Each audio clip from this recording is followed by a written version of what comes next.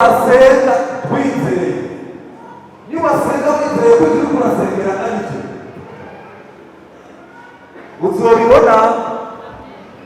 Hari umupastori yari muri veye arasenga boite irugara, hari uwundi yasenze ntiyarindira umwanya akirindira ajya kurega kwa musitanteri ntibyakunda, ariko ko hari inzira Imana yari yateguye ibyo yasengeye birakunda biraba ntiyabyizera.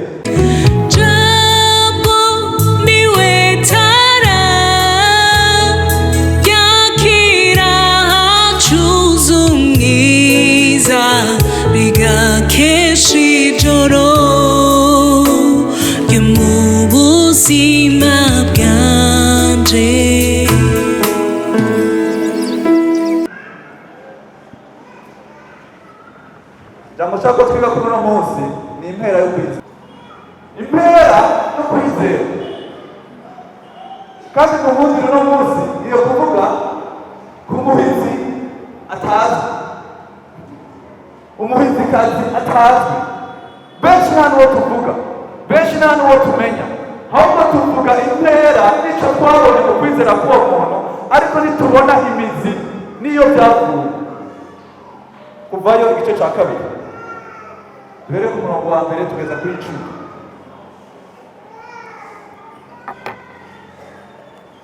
Igitabo cyo kuvayo igice cya kabiri kuva ku murongo wa mbere kugeza kuri 10. Mose atorwa nk'umukobwa wa Farawo. Umuntu w'umuryango wa Lewi aragenda arongora umukobwa wo mu Balewi nyine. Mwashitse ndumva bakizingurura Bibiliya. Kuvayo igice cya kabiri kuva ku murongo wa mbere kugeza ku murongo w'10. Twagiye. Mose atorwa n'umukobwa wa Farawo. Umuntu wo mu muryango wa Lewi aragenda arongora umukobwa wo mu Balewi nyine. Uwo mugore asama inda abyara umuhungu, maze abonye uwo mwana ari mwiza amara amezi 3 amunyegeje, atagishoboye kumuhisha yakira agatebo ko kajishwe mu murogoto, agahoma ikaburimbo n'uburembo, ashiramo uwo mwana, ashira mu rufunguruzo ku nkombe y'uruzi. Mushiki we yigira hirya ngo arabe ico yoba, maze umukobwa wa Farawo amanuka kwiyuhagira mu ruzi. Inshoreke ziwe zigendagenda ku nkombe y'uruzi, abona ka gatebo mu rufunzo, atuma inshoreke yiwe kukazana. Arakarumura asanga karimo umwana, kandi uwo mwana yariko ararira. Amutera akagongwe acavuga ati, uyu ni umwana wo mu Baheburayo. Maze mushiki we abaza uwo mukobwa wa Farawo ati, mbega sinoja kurondera umurezi w'umugore wo mu Baheburayo ngo amukongereze? Umukobwa wa Farawo amwishura ati, egobe genda. Nuko uwo mukobwa aragenda ahamagara nyina w'uwo mwana. Umukobwa wa Farawo aramubarira ati, jana uwo mwana umunyongereze nzokugerera. Uwo mugore ajana uwo mwana aramwonsa. Umwana amaze gukura amushira umukobwa wa Farawo, acika umwana wiwe amwita Mose, avuga ati, nuko namukuye mu mazi. Imana ihabwe icubahiro. Mwanya sikirenga ariko ngira ndawukoreshe uko nshoboye. Aha dusoma inkuru z'ukuvuka kwa Mose. Ariko Mose yavutse mu bihe bitoroshe. Uyu Mose yavutse Abaheburayo bamaze imyaka hafi 300 barafashwe nk'injagara. Utubyagenze gute? Hageze igihe umuryango basekuruza babo bahunze inzara. Yosefu atwarwa nk'inyagano ajayo, bene wabo musangayo, basanga Imana yamugiriye neza babayo. Acatoranywa kubera ko yarotoreye Farawo w'ico gihe, umwami w'ico gihe amurotorera inzozi, acambwira ati, ingo wewe uzomushikirangoma wa mbere cyangwa umushikiranganje wa mbere abaho. Ico gihe Abaheburayo bariyo baca bagira ikiganza ciza. Mu nyuma Yosefu yarapfuye n'abandi barapfa. Ariko Bibiliya ivuga ngo mu gice ca mbere ku murongo w'umunani ahanyene uravye inyuma gatoya ngo nuko muri Egiputa ngo himikwa uwundi mwami atigeze kumenya ibya Yosefu,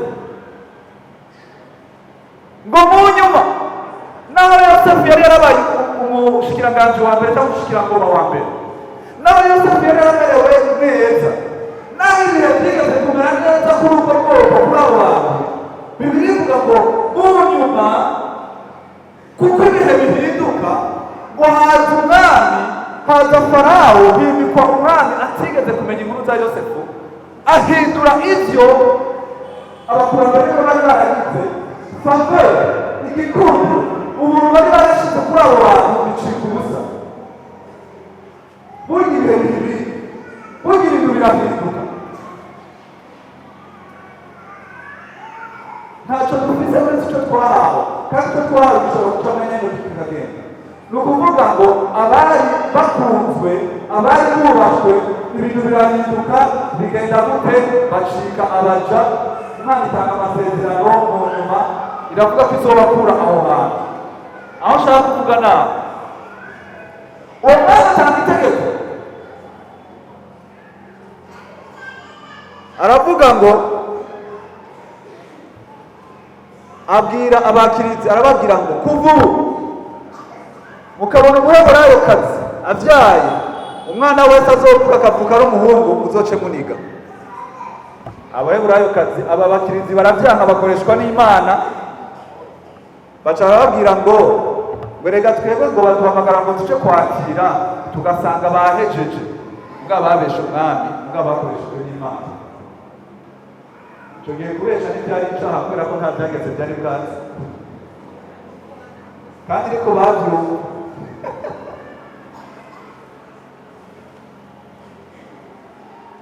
Bacakubwira ngo dusanga bahejeje, ngo niyo inkuru zo kuvuga yuko abantu bavyara n'abaheburayo bagasanga bahejeje niho vyavuye. Reka kubigaruka mw'icyo n'ikindi cigwa.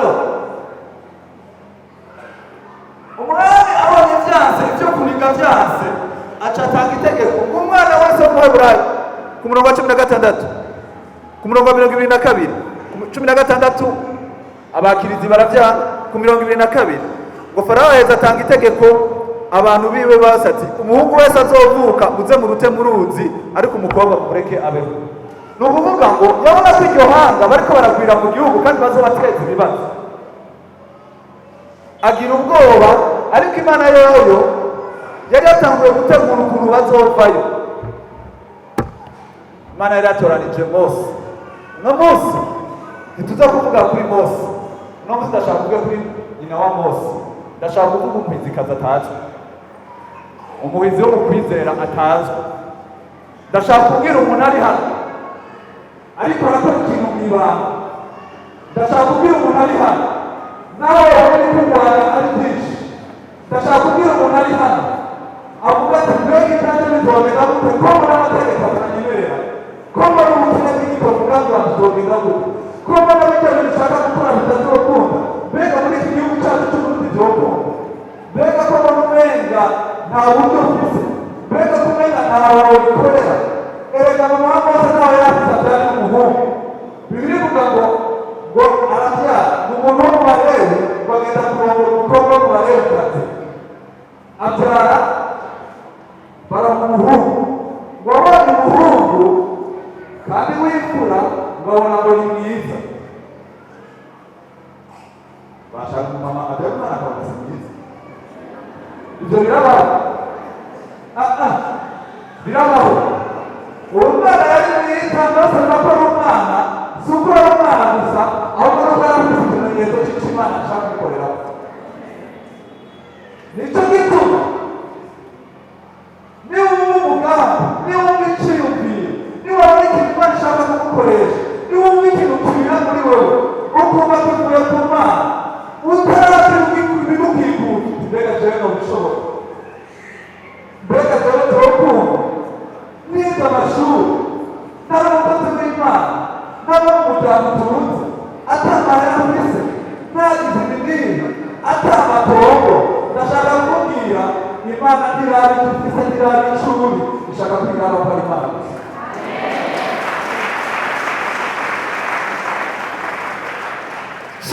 igihe bidashoboka ko umwana w'umuhungu abaho, ariko icyo Imana yavuze ko kibaho, niyavuga ngo baho uzobaho, niyavuga ngo bizokunda ntibizokunda. Ntacyo bitwaye amategeko ya Farawo, ntacyo bitwaye ibigukikuje bidakunda, bikunda bidakunda ntacyo bitwaye. Tubege icyo gikorane cy'amamiliyoni kizokunda,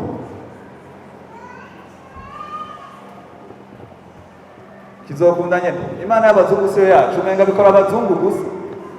Ega ni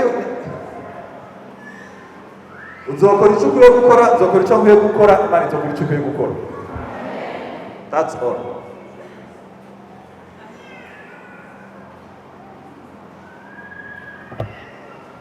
Hari ikintu abongereza bakunda kuvuga ngo wait and see, ngo rindira uzoraba wewe gusa, kandi abantu baravuga kubivuga ngo rindira uzobibona. Pasi abahize mu kwizera bavuga ngo wait and see, bavuga ngo see and wait. Abantu bavuga ngo rindira uzobibona, oya abahize mu kwizera bavuga ngo bibone birinde. Uyu mama nico yakoze, yarabibonye aravuga ati naho amategeko avuga ngo umuhungu arapfa, aca avuga ngo jewe ndabibona ko azobaho. Wacara amunyegeza amezi 3. Mugabo hari igihe ukoresha ingufu zawe zikananirwa. Aramuhisha, ariko ndashima Imana yuko aho bikunaniriye kubera ibyagezwe, kubera amategeko, namunanura aho amategeko ashobora kugufata. Ndashaka kubwira ukwizera kugucira ugakora icyo ukwizera kandi ukabandanya. Mwanya n'umundi nakwereka ukuntu nanua la foi bidahuza, ariko misi yose la foi yakuze ikibanza cya mbere. Byagezwe amategeko arahadushikana. Barashobora gushyiraho amategeko meza, tubyare duheke, tugire gutya, tubyare ku buntu, ibigende gutya, ivyo ni sawa. Mugabo ukwizera kuzorera umwana kumukuze kumushika akwiye gushika. Naho amategeko yoba meza canke mabi de foi, kuko umuntu yashizeho amategeko mabi vyatumye haba ibindi. Amategeko azogushoboza gukora bijya na biriya abajirise muri hano, ariko ukwizera kuzogushika naho amategeko arenga, kuko amategeko afise akarimbo. Icyo gituma baguma bayasubiramwo ngo revision de la loi, revision, bazokwama bareviza gushika Yesu agarutse. Ariko ukwizera kwacu kurahamye, dushinze ku ijambo ry'Imana. Ngo atagishoboye kumunyegeza inyuma y'amezi 3 vyaheze bitagikunda, vyanse, afata agatebo agahome kaburimbo n'ishashara aragatwara agashiramo umwana, kuko abakora bwiza arunda kwisa agatebo keza, arunda nawe umwana mwiza, arunda imana ashiraho ikintu mu mutima wiwe, gashaka kuvuga umwana n'umutima wawe muri kino gitondo. Hari ikintu umwana ashize mu mutima wawe ukavuga ati ni ibintu ndumva ko ari iby'Imana, ndumva ko bitoshoboka n'ubwenge bwanjye, ndumva ko bitoshoboka n'amafaranga yanjye, ndumva ko bitoshoboka n'iby'Imana yampaye. Hari ikintu Imana yashize mu mutima wawe wumva ko kitoshoboka ku nguvu zawe, ntiwagitwara n'ubwenge bwawe, uwo mugambi ntiwawushikana n'amafaranga yawe. Aravuga ati ko nawe bikora bwiza, wacisha agatebo.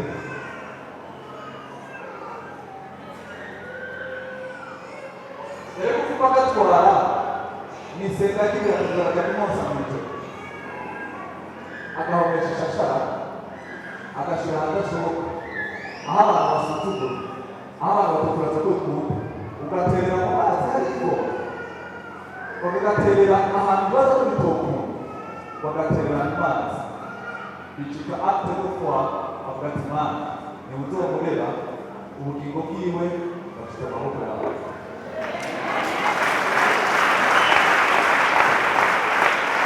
Niki ufise mu mutima wawe, niki Imana yaguhaye ushaka gukorera Imana, niyihe bizo ushaka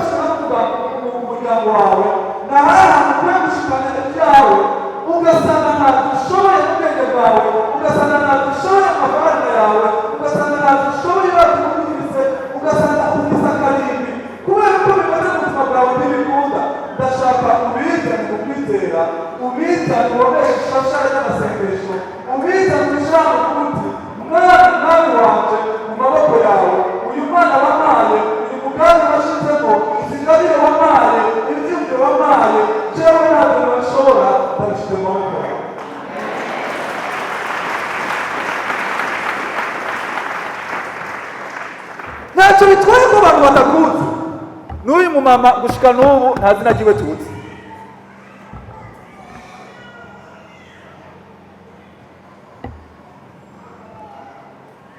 Ahejeje kumushirayo ngo mushikiwe ngo aramwitangura ngo mushikiwe yegerwa hirya aca kuri distance de surveillance acika umurerezi acika marare uko bizogenda acika umuberezi ashika umurarira ashika umurabira kugira ngo arabe yuko ari kizogenda ikizovamo.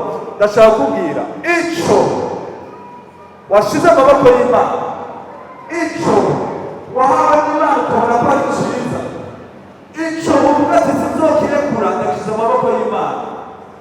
Hariho attitude ikizigama,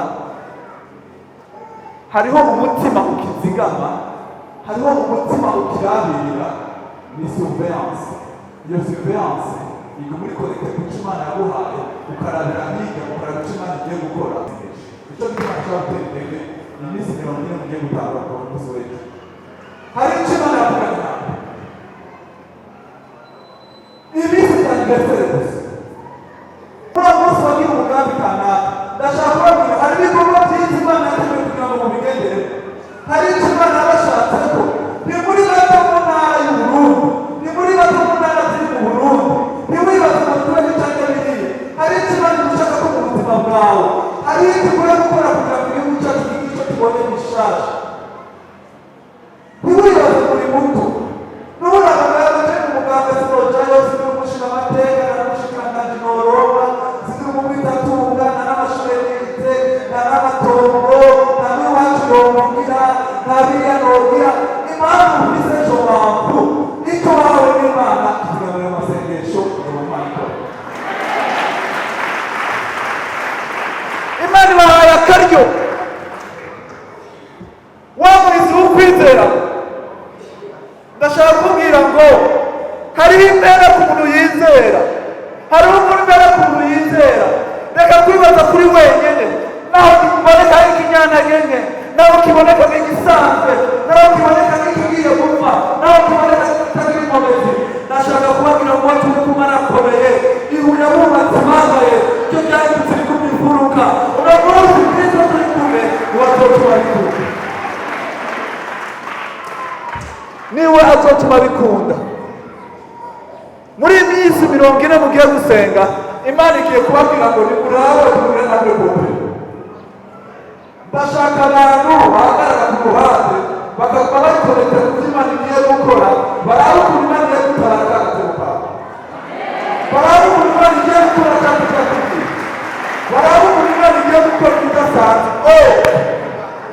Wowe ushyira mu gatero gusa, ndakubwira ku kirimba cy'ijuru Imana yategetse ikirimba cyo ku isi cyo kigiye gukora.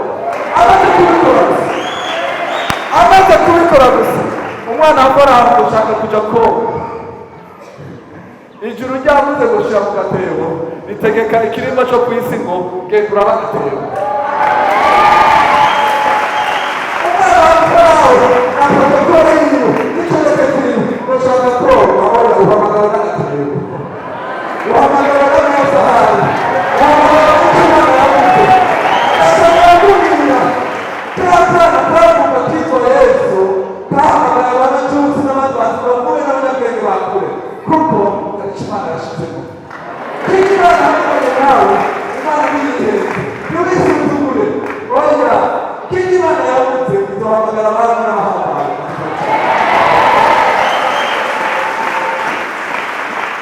Wowe gusa position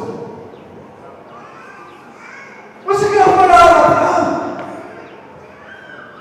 mutizabya nubwo icyo yakubwiye ukigumye nimwaba muri jewe amajambo yakaba muri mwebwe musabe cyo mugomba cyose batatu tubakorera.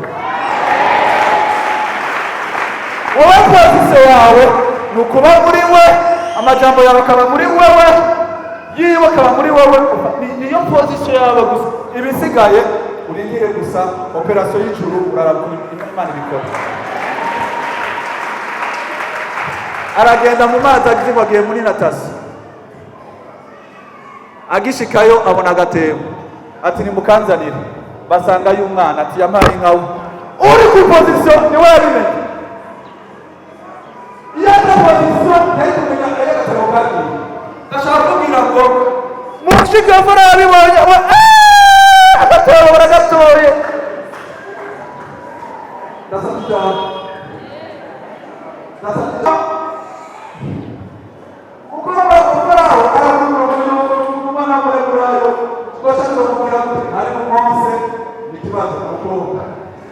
hari gutwara gutwirwa ni kibazo sema tanzania ko bamwe abana uri kuri position afizikisho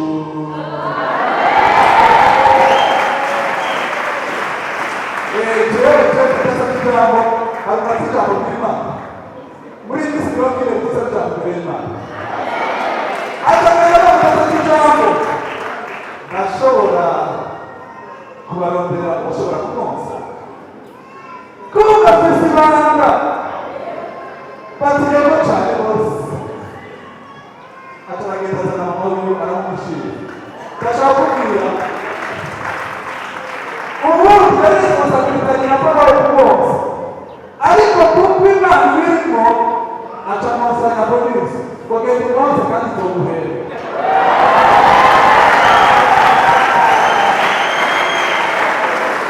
kuko abafikazi bagiye kugenderwa n'Imana muri bino bihe, kuko abantu bagiye kumva kwipozi bagiye kugira wamuto gushima Imana turekura gatabo maboko y'Imana. Ndashaka abantu bashaka gufata amapozisiyo yabo, ndashaka abantu bashaka gukora agatebo kabo, ndashaka abahinzi ntacyo bitwaye nta mutazina, ntacyo bitwaye bitarakunda, ntacyo bitwaye uko bimeze kose, ariko ndashaka kubwira ngo ako gatebo kawe niwaguma ku position naho gashira ahantu hari danger, naho gashira ahantu bega ahantu ndaza gushorera, bega ahantu ndaza kundaba, ndashaka kubwira gacomeke gakonete gusa muri Kristo, ureke Imana irabikora.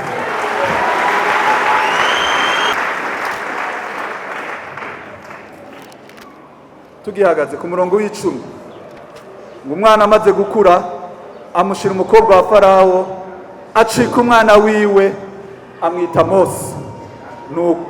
Ni uko avuga ati ni uko namukuye mu mazi.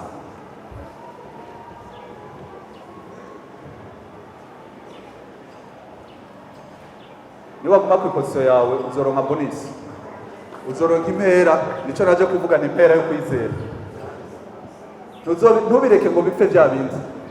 Nkuko mama wa Mose ntitumuzi n'izina, yari afise uburenganzira bwo kumureka agapfa nk'abandi bana sirema ko ari babapfuye canke ko active kwizera. Nkuko nawe ushobora ko active kwizera cyangwa ukareka bya bindi bigapfa. Shize urufu imbere yawe n'ubuzima bwawe. Ubuzima bwawe ndashizeho urufu n'ubuzima, hitamwe icyo ukora. Mama wa Mose ari kuri decision nkuko nawe kuraba uno munsi, nabo birakuraba uno munsi. Ni ikihe kintu ushaka yuko Imana ikora? Ntacyo bitwaye ibidakunda. Uyu yari afise ikibazo cy'amategeko ya Farawo yo ko abana bose b'abahungu bapfa. Nawe urashobora kwifisa iyindi ngorane ntazi iyo ariyo, ndazi ko wamaze kumva icyo ari cyo. Ndashaka kugira ngo niyo guma kuri position yawe ukaguma mu by'Imana igomba, Imana izoguha ijambo kandi uzorivuga. Ico ni cyane.